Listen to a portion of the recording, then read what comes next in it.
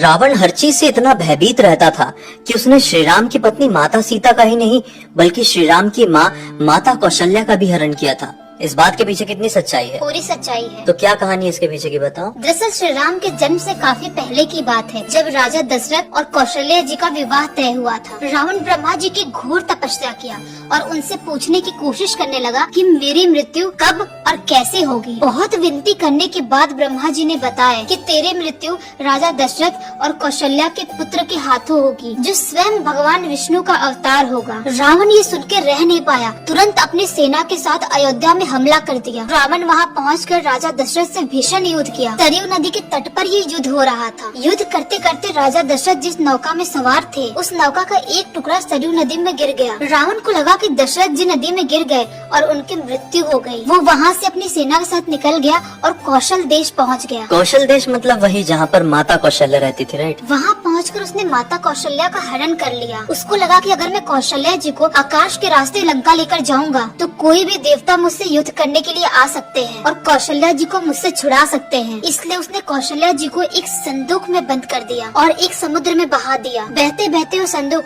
समुद्र से सरयू नदी तक पहुंच गया और उसी नदी में राजा दशरथ भी उस नौके के टुकड़े के साथ गिरे थे। अच्छा, तो मतलब वहीं पर, मतलब सरयू नदी पर ही राजा दशरथ की और माता कौशल्या की भेंट हुई होगी। हाँ, बिल्कुल सही समझे। फिर क्या था, उन दोनों का विवाह हुआ और श्री राम का जन्म हुआ। और इसके बाद की हिस्ट्री तो सभी लोगों को पता होगी। आज वैसे बहुत अच्छी जानकारी मिली सभी लोगों को।